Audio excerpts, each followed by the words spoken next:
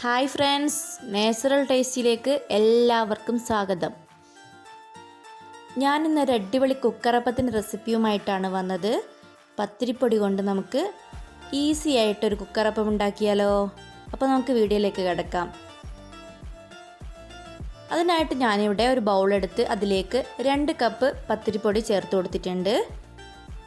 ഇനി ഇതിലേക്ക് 1/4 കപ്പ് തേങ്ങ കൂടെ ചേർത്ത് കൊടുക്കാം. അതിനുശേഷം 1/4 കപ്പ് ചോറ് കൂടെ ചേർക്കാം.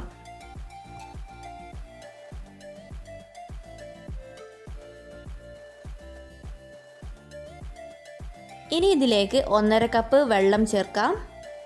വെള്ളം ചേർത്ത് നല്ലപോലെ മിക്സ് ചെയ്ത് കൊടുക്കാം. പത്തിരിപ്പൊടിയും ചോറും തേങ്ങയൊക്കെ നല്ലപോലെ മിക്സ് ആക്കി എടുക്കേണ്ടതുണ്ട്. ഞാൻ നല്ലപോലെ മിക്സ് ചെയ്ത് കൊടുക്കുന്നുണ്ട് കേട്ടോ.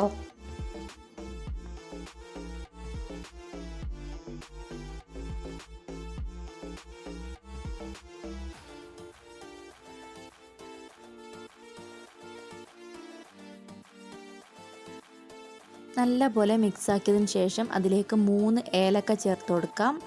പിന്നെ നമുക്ക് ഒരു നുള്ള് ജീരകം ചേർത്ത് കൊടുക്കാം.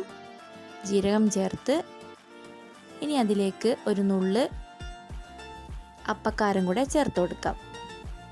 ചേർത്ത് ഇനി നമുക്ക് ഒരു മിക്സിയുടെ ജാറെടുത്ത് അതിലേക്ക് ഇതൊഴിച്ചു കൊടുക്കാം.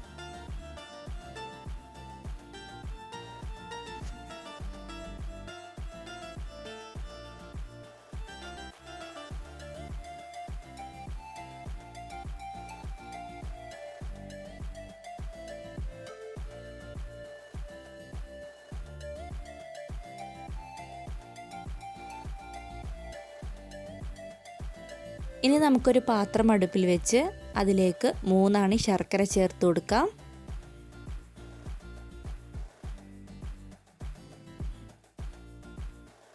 ഇനി ഇതിലേക്ക് 1 ഗ്ലാസ് വെള്ളം ചേർത്ത് കൊടുക്കാം. വെള്ളം ചേർത്ത് നമുക്കിനി ഈ ശർക്കര ഒന്ന് അലിയിച്ചെടുക്കാം. അങ്ങനെ നേരത്തെ മിക്സിയിൽ അടിച്ചു വെച്ച മാവ് നമുക്ക് മറ്റൊരു ബൗളിലേക്ക് ഒഴിച്ചു കൊടുക്കാം.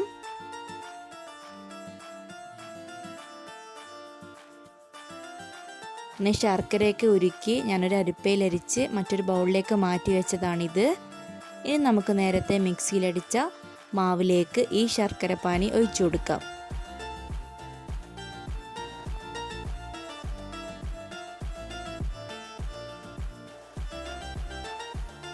ശർക്കര പാനി ഒഴിച്ച് ഇനി നല്ലപോലെ മിക്സ് ചെയ്ത് കൊടുക്കാം.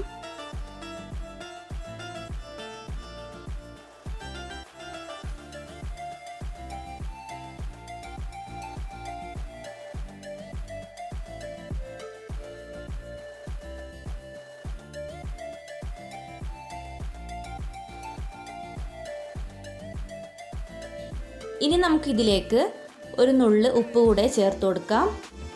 ഉപ്പ് ചേർത്ത് നല്ലപോലെ ഇളക്കി അവിടെ മാറ്റാം. ഇനി നമുക്ക് അടുത്തതായിട്ട് ഒരു കുക്കർ എടുത്ത് അടുപ്പിൽ വെച്ച് ചൂടായതിന് ശേഷം അതിലേക്ക് 2 ടേബിൾ സ്പൂൺ നെയ്യ് ചേർത്ത് കൊടുക്കാം. നെയ്യ് ചൂടായതിന് ശേഷം 1 ടേബിൾ സ്പൂൺ തേങ്ങ കഷ്ണങ്ങളാക്കിയത് ചേർത്ത് കൊടുക്കാം. അതേപോലെ 1 ടേബിൾ സ്പൂൺ ചെറിയ ഉള്ളി അരിഞ്ഞതും ചേർത്ത് കൊടുക്കാം. ഇനി ഇതൊക്കെ ചുവന്ന് വരുമ്പോൾ ചെറിയ ഉള്ളിയും തേങ്ങയൊക്കെ ഒന്ന് ചുവന്ന് വരുമ്പോൾ നമുക്ക് നമ്മുടെ മാവ് ഇതിലേക്ക് ഫുൾ ഫ്ലെയിമിലിട്ട് നമുക്കിതൊന്ന് ഒഴിച്ചു കൊടുക്കാം. ഫുൾ ഫ്ലെയിമിലിട്ട് തന്നെ ഒഴിച്ചു കൊടുക്കണം, എന്നാലേ നമുക്ക് അപ്പത്തിന് ആരൊക്കെ ഉണ്ടാവുള്ളൂ. അങ്ങനെ ഒരു സെക്കൻഡ് ഇതൊന്ന് ഈ മാവ് ഒന്ന് തിളപ്പിച്ചു കൊടുക്കുക. എന്നിട്ട് നമുക്ക് ഫ്ലെയിം ഒന്ന് കുറച്ച് കൊടുക്കാം. അതിനുശേഷം നമുക്ക് കുക്കറിൻ്റെ അടപ്പ് വെച്ച് കൊടുക്കാം.